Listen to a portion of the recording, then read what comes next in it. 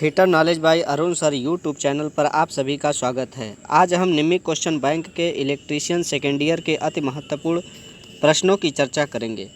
हमारे चैनल को सब्सक्राइब जरूर करें तथा ज़्यादा से ज़्यादा शेयर करें, क्योंकि सारे प्रश्न आपके परीक्षा में इसी क्वेश्चन बैंक से आएंगे। तो चलिए आज हम शुरू करते हैं इलेक्ट्रीशियन सेकेंड ईयर का सेकेंड भाग।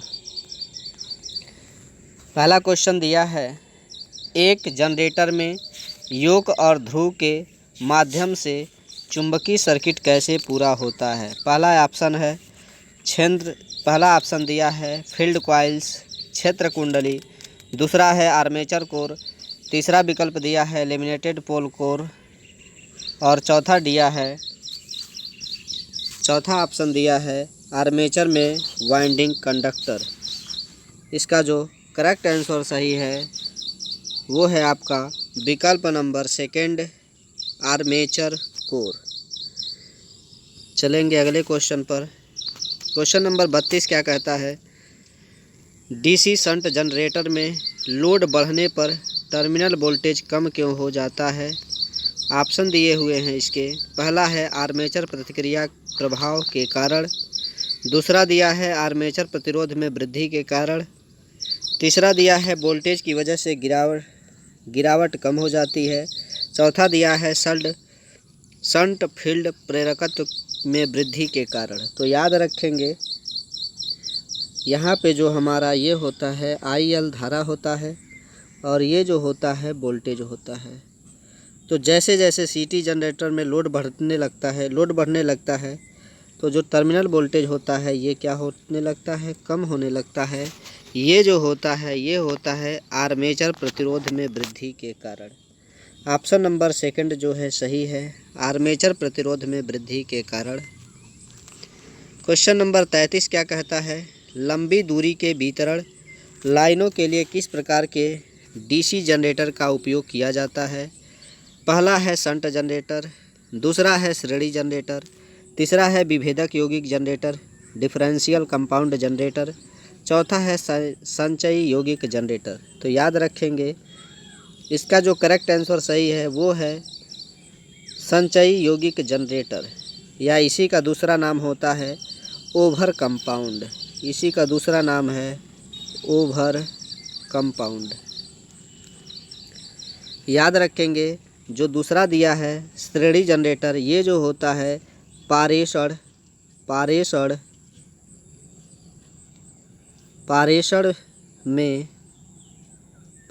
में बूस्टर के रूप में इस्तेमाल होता है। पारेषण में बूस्टर के रूप में इस्तेमाल होता है। जो पहला ऑप्शन दिया है शंट जनरेटर, ये चार्जिंग के लिए होता है। पहला जो होता है वो चार्जिंग के लिए है, दूसरा जो है पारेषण में बूस्टर के रूप में होता है।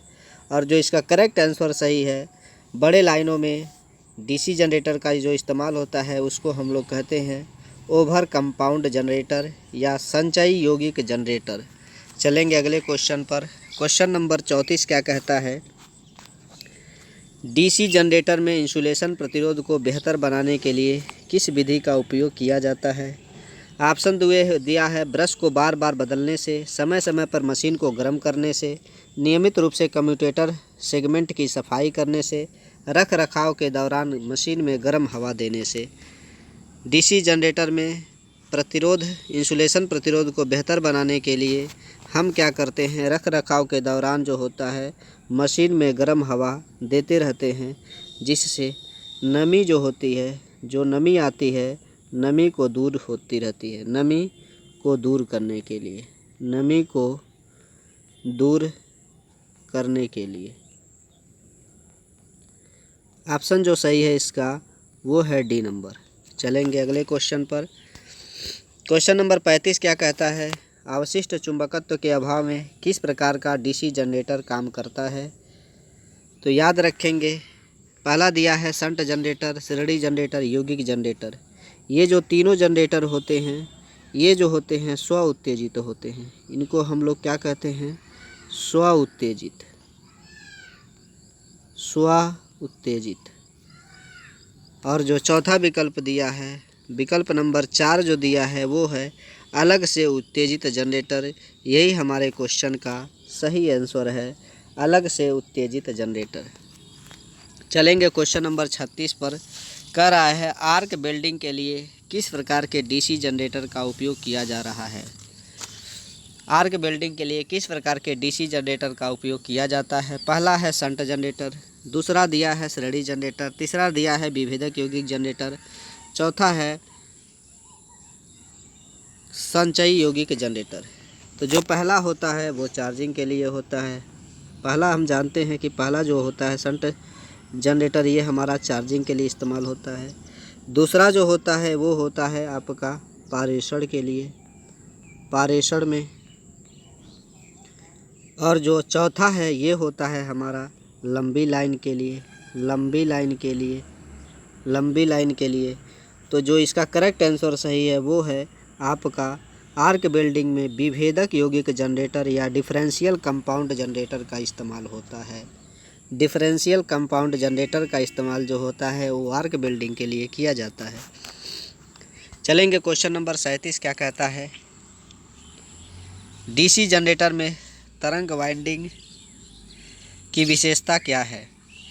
पहला दिया है कम धारा कम वोल्टेज, दूसरा है उच्च धारा कम वोल्टेज, तीसरा है कम धारा उच्च वोल्टेज और चौथा है उच्च धारा उच्च वोल्टेज। तो याद रखेंगे जो हमारा वेव वाइंडिंग होता है, वेव वाइंडिंग जो होता है जिसको तरंग वाइंडिंग कहते हैं, इसमें जो ए का मान होता है वो होता है 2। इसमें हम जो धारा रखते हैं निम्न धारा और उच्च विभव रखते हैं, उच्च विभव, निम्न धारा और उच्च विभव इस्तेमाल करते हैं वेव वाइंडिंग के लिए। और जो हमारा होता है लेप वाइंडिंग, दूसरा जो होता है वो होता है लेप वाइंडिंग। लेप वाइंडिंग में ए बराबर पी होता है। तो याद रखेंगे इसमें उच्च धारा रहता है, इसमें जो होता है वो उच्च धारा रहता है और निम्न विभव रहता है।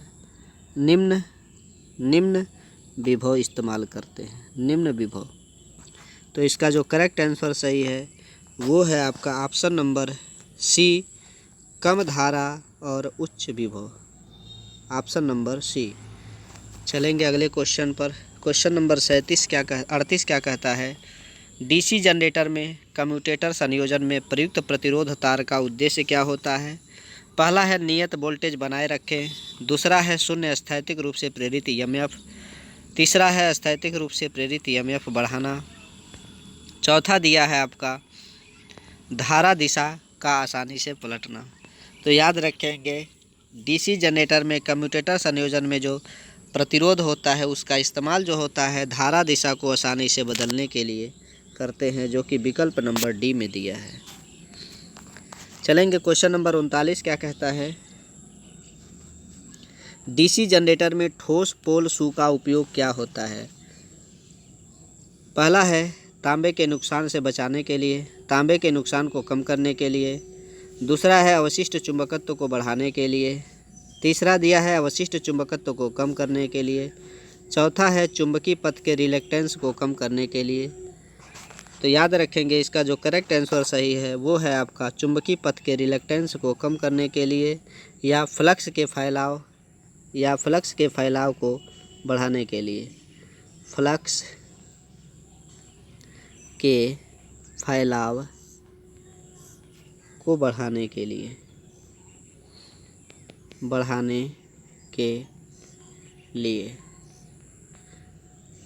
जिससे बाधा जो होगी कम आएगी, जिससे प्रतिरोध का मान कम होगा या बाधा कम होगी। तो याद रखेंगे चुंबकीय पथ के रिलक्टेंस को कम करने के लिए इस्तेमाल किया जाता है। चलेंगे अगला क्वेश्चन। बड़ी क्षमता के डीसी जनरेटर योक बनाने के लिए किस धातु का उपयोग किया जाता है।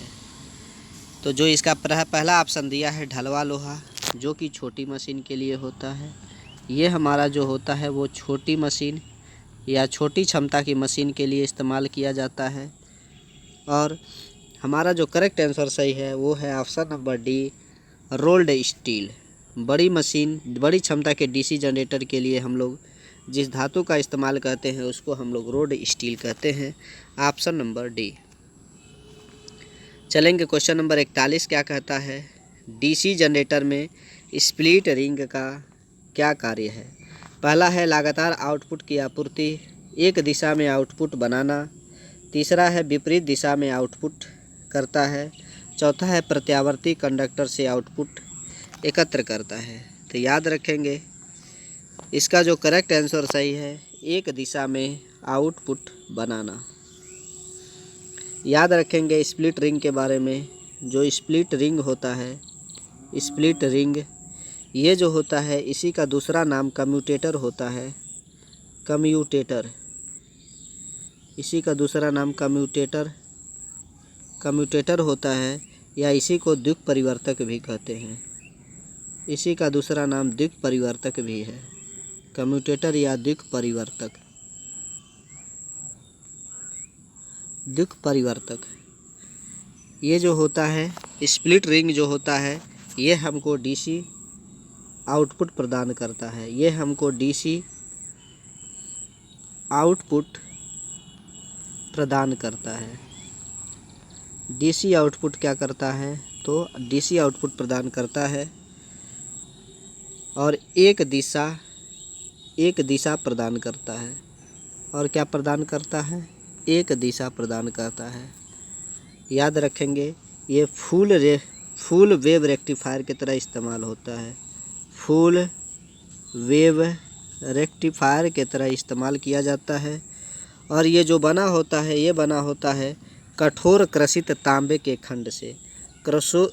कठोर क्रसित तांबे के खंड से इसको स्प्लिट रिंग को बनाया जाता है। तो याद रखेंगे इसका जो विकल्प सही है, एक दिशा में आउटपुट बनाता है। Option number B. चलेंगे अगले क्वेश्चन पर। क्वेश्चन नंबर 42 क्या कहता है, डीसी जनरेटर में किस प्रकार के वोल्टेज गतिशील रूप में प्रेरित होता है। पहला है पल्सेटिंग वोल्टेज, दूसरा है दोलनशील वोल्टेज, तीसरा दिया है प्रत्यावर्ती वोल्टेज और चौथा विकल्प दिया है प्रत्यक्ष धारा वोल्टेज। तो याद रखेंगे जो डीसी जनरेटर होता है, डीसी जनरेटर के बारे में याद रखेंगे। डीसी जनरेटर, जो डीसी जनरेटर होता है ये उत्पन्न करता है एसी और प्रदान करता है डीसी। एसी उत्पन्न करता है लेकिन प्रदान क्या करता है, डीसी। एसी को डीसी में बदलने के लिए, एसी को डीसी में जो बदलता है उसको हम लोग स्प्लिट रिंग कहते हैं। स्प्लिट रिंग क्या करता है, स्प्लिट रिंग एसी को डीसी में बदल देता है, जिसको हम लोग कम्यूटेटर भी कहते हैं। तो याद रखेंगे इसका जो करेक्ट आंसर सही होगा वो होगा डीसी जनरेटर में किस प्रकार के वोल्टेज गतिशील रूप में प्रेरित होता है। तो वो जो करेक्ट आंसर सही है वो है अल्टरनेटिंग वोल्टेज या प्रत्यावर्ती वोल्टेज। अगर स्प्लिट रिंग का पूछता तो हम लोग डीसी बताते। चलेंगे अगले क्वेश्चन पर। क्वेश्चन नंबर 43 क्या कहता है, 43 कह रहा है यक्ष के रूप में चिन्हित स्लॉट का उद्देश्य क्या होता है। पहला दिया है कुंजी तरीका ठीक करने के लिए, वायु परिसंचरण बनाने के लिए, स्नेहन उद्देश्य के लिए, शाफ्ट से आसानी से हटाने के लिए। तो इसका जो करेक्ट आंसर सही है वो है कुंजी तरीका ठीक करने के लिए, टू फिक्स द के वेव। Option number 1। चलेंगे क्वेश्चन नंबर 44 क्या कहता है, 44 कह रहा है कि डीसी जनरेटर में फील्ड कॉइल का उद्देश्य क्या है। पहला है एयर गैप में फ्लक्स को बढ़ाने के लिए, दूसरा है मैग्नेटाइजिंग करंट को कम करने के लिए, तीसरा दिया है आपका कुंडली फ्लक्स का निर्माण करने के लिए ध्रुवों को चुंबकित करना, और जो चौथा ऑप्शन है वो है चुंबकीय पथ के रिलक्टेंस को बढ़ाने के लिए। तो इसका जो पहला आंसर दिया है एयर गैप में फ्लक्स को बढ़ाने के लिए, यहाँ पर जो इस्तेमाल होता है उसको हम लोग पोल शू कहते हैं। इसका जो इस्तेमाल होता है वो कौन होता है, पोल शू। तो याद रखेंगे फील्ड कॉइल हमारा क्या है, हमसे पूछ रहा है फील्ड कॉइल क्या करता है। तो जो फील्ड कॉइल होता है, फील्ड जो कॉइल होता है ये चुंबकीय क्षेत्र स्थापित करने के लिए इस्तेमाल किया जाता है। ये हमारा जो होता है फील्ड कॉइल, ये क्या करता है, तो चुंबकीय क्षेत्र स्थापित करता है। चुंबकीय क्षेत्र स्थापित करने का काम कौन करता है, तो वो काम होता है फील्ड कॉइल का। तो इसका जो करेक्ट आंसर सही होगा वो होगा ऑप्शन नंबर सी, कुंडली फ्लक्स का निर्माण करने के लिए ध्रुवों को चुंबकित करना। जो चौथा ऑप्शन दिया है चुंबकीय पथ के रिलक्टेंस को बढ़ाने के लिए, अगर हम रिलक्टेंस बढ़ाएंगे तो फ्लक्स जो हो जाएगा वो हमारा घट जाएगा। फ्लक्स क्या हो जाएगा, घट जाएगा। चलेंगे अगले क्वेश्चन पर। क्वेश्चन नंबर 45 क्या कहता है, बड़े डीसी जनरेटर मशीनों के पोल कोर बनाने के लिए किस धातु का इस्तेमाल किया जाता है। तो याद रखेंगे, इसमें हम याद रखेंगे कि जो छोटी मशीनें होती हैं, कौन सी मशीनें, तो जो छोटी मशीनें होती हैं उसमें हम लोग, एक छोटी मशीन होती है और एक हमारी बड़ी मशीन होती है, बड़ी मशीन। तो याद रखेंगे जो छोटी मशीन होती है इसमें हम लोग ढलवा लोहा का इस्तेमाल करते हैं, ढलवा लोहा।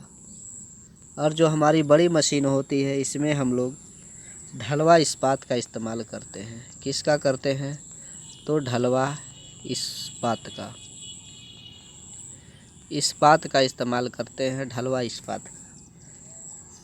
और जो आपका ऑप्शन नंबर के में दिया है तो हम लोग इसका करेक्ट आंसर सही होगा ऑप्शन नंबर सी, ढलवा इस्पात। क्योंकि बड़े डीसी जनरेटर मशीन के पोल कोर बनाने के लिए किस धातु का उपयोग किया जाता है, तो ढलवा इस्पात का इस्तेमाल किया जाता है। याद रखेंगे ढलवा इस्पात का इस्तेमाल इसलिए किया जाता है क्योंकि ये चुंबकशीलता को क्या करता है, बढ़ाता है। ढलवा इस्पात क्या करता है, तो ये हमारा चुंबकशीलता को क्या करता है, तो चुंबकशीलता को बढ़ाता है, ढलवा लोहा। और जो चौथा ऑप्शन दिया है स्टेनलेस स्टील, ये जंगरोधी और मजबूती के इस्तेमाल किया जाता है। तो इसका जो करेक्ट आंसर सही है वो है तीसरा विकल्प। चलेंगे अगले क्वेश्चन पर। क्वेश्चन नंबर 46 क्या कहता है, कह रहा है क्यों पोल कोर स्टॉपिंग डीसी जनरेटर में पटलित करते हैं। पहला दिया है घर्षण हानि को कम करें, दूसरा है विंडेज लॉस को कम करे, हिस्टैरिसीस हानि को कम करे, चौथा है भंवर धारा हानि को कम करे। तो देखेंगे इस क्वेश्चन को। क्वेश्चन में हमसे पूछा है कि जो हम लोग पोल या स्टॉपिंग पटलित जो होता है इसको हम लोग लेमिनेशन या वर्निश कहते हैं।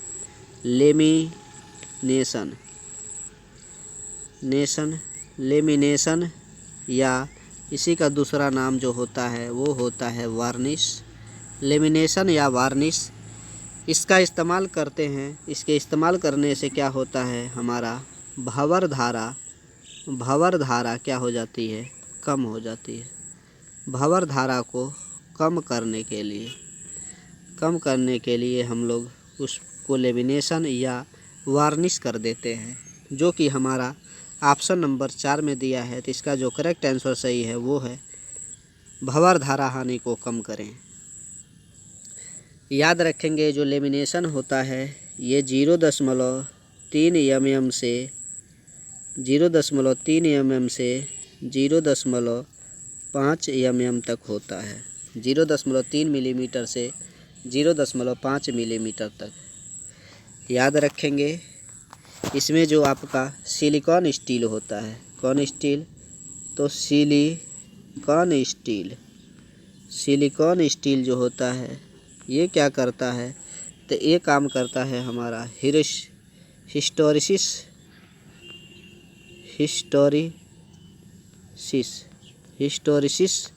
हानि को कम करता है।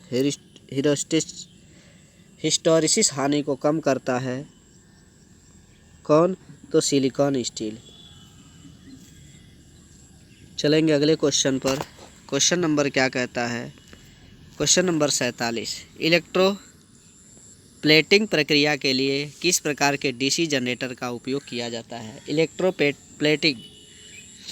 इलेक्ट्रोप्लेटिंग प्रक्रिया के लिए किस प्रकार के डीसी जनरेटर का उपयोग किया जाता है? पहला है शंट जनरेटर।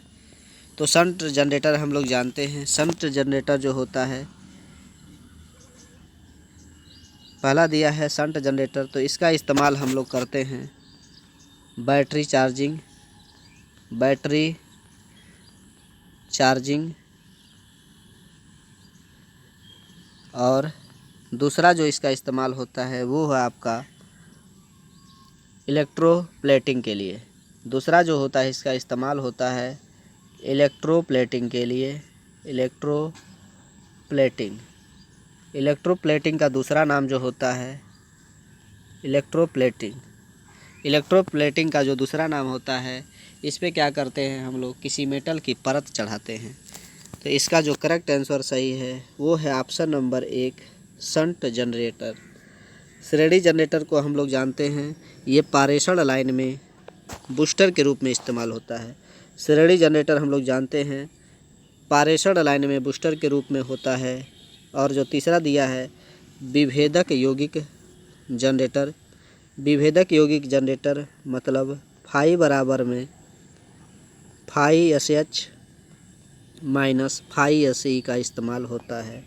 दूसरा में जो हमारा होता है संचयी यौगिक जनरेटर, फाई बराबर में फाई SH प्लस में फाई SE होता है। याद रखेंगे चार्जिंग जनरेटर जो होता है, बैटरी चार्जिंग में जो हम लोग करते हैं शंट जनरेटर, इसमें लगातार डीसी प्रदान करना होता है। चलेंगे अगले क्वेश्चन में। क्वेश्चन नंबर 48 क्या कहता है? डीसी जनरेटर में कंपनसेटिंग वाइंडिंग का उद्देश्य क्या है? डीसी जनरेटर में कंपनसेटिंग वाइंडिंग का उद्देश्य क्या है? पहला दिया है कठोर कम्यूटेशन कम करना, नियत आउटपुट वोल्टेज बनाए रखना, विचुंबकीकरण प्रभाव को बेअसर कर देता है। चौथा विकल्प दिया है क्षेत्र कुंडली को उत्तेजन धारा को घटाता है। तो इसका जो करेक्ट आंसर सही है वो है विचुंबकीकरण प्रभाव को कम कर देता है। और जो पहला ऑप्शन दिया है कठोर कम्यूटेशन को कम करता है, तो इसमें हम लोग क्या करते हैं, इसमें पोल शू का इस्तेमाल करते हैं। किसका इस्तेमाल करते हैं? तो पोल शू का इस्तेमाल करते हैं। याद रखेंगे विचुंबकीय प्रभाव जो होता है वो हमारा होता है आर्मेचर रिएक्शन में होता है। क्या रखेंगे? आर्मेचर रिएक्शन में होता है। आर्मेचर रिएक्शन में क्या होता है, चुंबक जो होता है विचुंबकीकरण हो जाता है। चलेंगे अगले क्वेश्चन पर। क्वेश्चन नंबर 49 क्या कहता है? यदि शंट फील्ड प्रतिरोध क्रांतिक प्रतिरोध मान से ऊपर है तो क्या प्रभाव पड़ता है? पहला आउटपुट वोल्टेज पल्सेटिंग है। दूसरा ऑप्शन दिया है आउटपुट वोल्टेज असामान्य से ऊपर है, जनरेटर वोल्टेज बनाने में विफल रहता है।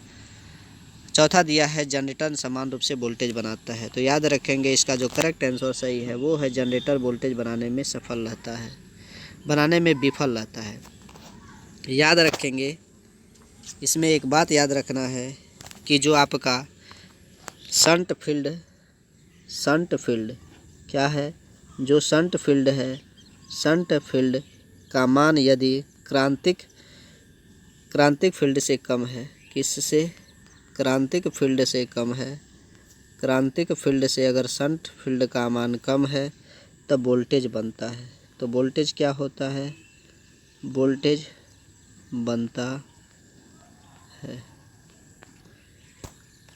तो इसका जो करेक्ट आंसर सही है, क्वेश्चन दिया हुआ था, क्वेश्चन था कि यदि शंट फील्ड प्रतिरोध क्रांतिक प्रतिरोध के मान से ऊपर है तो क्या प्रभाव होगा। कहने का मतलब ये है शंट फील्ड अगर क्रांतिक वोल्टेज से कम, क्रांतिक फील्ड से ज़्यादा हो जाता है तो वोल्टेज नहीं बनेगा। तो इसका जो करेक्ट आंसर सही है वो है आपका option number C, generator voltage बनाने में विफल रहता है। चलेंगे अगले क्वेश्चन पर। क्वेश्चन नंबर 50 क्या कहता है? डीसी जनरेटर में आर्मेचर प्रतिक्रिया का क्या प्रभाव क्या है? आउटपुट वोल्टेज बढ़ता है, आउटपुट वोल्टेज कम हो जाता है। तीसरा है आउटपुट वोल्टेज स्पंदित हो रहा है। चौथा दिया है आउटपुट वोल्टेज शून्य हो जाता है। तो याद रखेंगे, यदि डीसी जनरेटर में आर्मेचर प्रतिक्रिया हो रही है तो जो हमारा आउटपुट वोल्टेज हो जाएगा वो कम हो जाएगा, क्योंकि चुंबकीकरण की शक्ति घटने लगती है और ईएमएफ कम उत्पन्न होता है। चलेंगे अगले क्वेश्चन पर। क्वेश्चन नंबर 51 क्या कहता है? सिंप्लेक्स वेव वाइंड आर्मेचर के साथ एक 4 पोल डीसी जनरेटर में 1020 कंडक्टर है और 1500 आरपीएम की गति से संचालित है।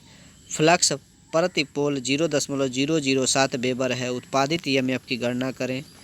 तो हम जानते हैं ई बराबर क्या होता है, फाई जेड एन बटा में 60 गुणा में पी बटा में ए। इस फार्मूला में रखेंगे, जो फाई का मान दिया है वो है 0.007 गुणे जेड का जो मान दिया है वो है 1020 गुणे एन का मान कितना है, तो एन का मान हमारा 1500 है, गुणे पी जो है 4 पोल है तो इसलिए पी का मान 4 हो जाएगा, बटे में 60 गुणे ए का जो मान है वो सिंप्लेक्स वेव है इसलिए ए का मान कितना रखेंगे, 2। अगर इस इक्वेशन को हम सॉल्व करते हैं तो जो हमारा करेक्ट आंसर आता है वो आता है ऑप्शन नंबर सी, 357 वोल्ट। इसको जब हल करेंगे तो आंसर 357 वोल्ट आएगा। चलेंगे अगले क्वेश्चन पर। लिखा है, बड़े डीसी जनरेटर में आर्मेचर प्रतिक्रिया के प्रभाव को कैसे बेअसर किया जा सकता है? पहला लिखा है कंपनसेटिंग वाइंडिंग का उपयोग करना, अतिरिक्त इंटरपोल प्रदान करना। तीसरा दिया है ब्रश संपर्क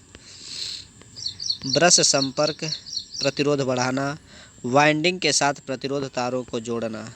तो इसका जो करेक्ट आंसर सही है वो है ऑप्शन नंबर 1, कंपनसेटिंग वाइंडिंग का उपयोग करना।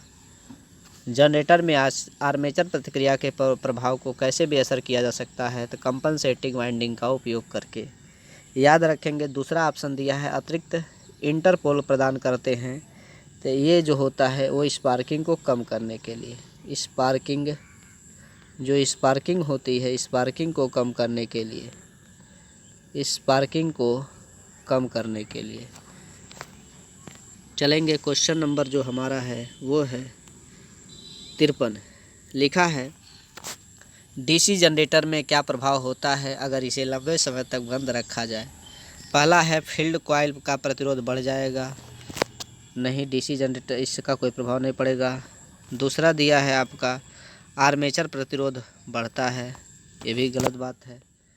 तीसरा है आर्मेचर प्रतिक्रिया बढ़ जाएगा, नहीं ऐसा नहीं, कुछ नहीं होता है, अपने अवशिष्ट चुंबकत्व को खो देगा। यदि किसी जनरेटर को हम ज़्यादा लंबे समय तक डीसी जनरेटर को ज़्यादा लंबे समय तक बंद रखते हैं तो जो उसमें थोड़ा सा अवशिष्ट चुंबकत्व बना रहता है उसका गुण क्या होता है, ख़त्म हो जाता है, वो अपने अवशिष्ट चुंबकत्व को क्या कर देगा, खो देगा। तो इसका जो ऑप्शन सही है वो है डी नंबर। चलेंगे 54 का।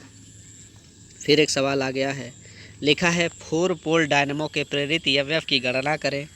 यदि 1000 आरपीएम लैप बाउंड और कंडक्टरों की कुल संख्या 600 है, पोल फ्लक्स प्रति पोल 0.064 वेबर है, तो देखेंगे इसका जो फार्मूला होता है वो होता है ई बराबर में फाई जेड एन बटा में 60 गुणे में पी बटा में ए।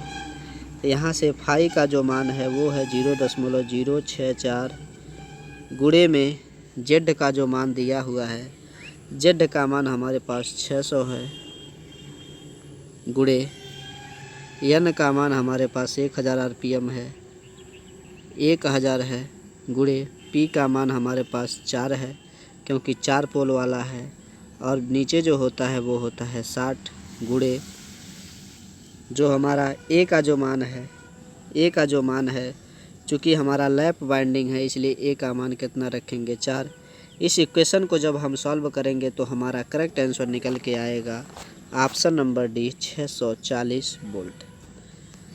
चलेंगे क्वेश्चन नंबर 55 क्या कहता है? यदि मुख्य क्षेत्र का प्रवाह डीसी जनरेटर में विकृत हो जाए तो प्रेरित ईएमएफ पर क्या प्रभाव पड़ता है।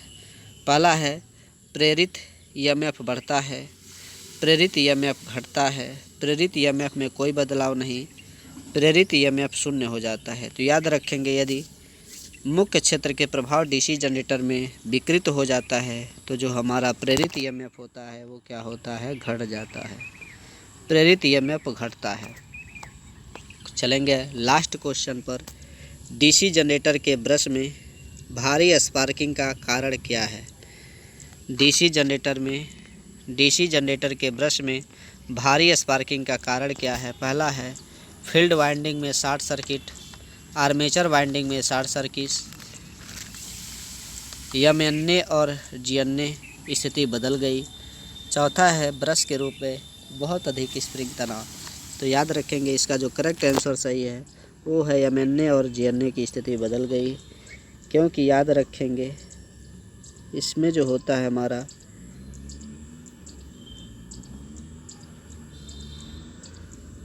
यहाँ पे जो होता है मुख्य अक्ष होता है, ये हमारा मुख्य अक्ष है,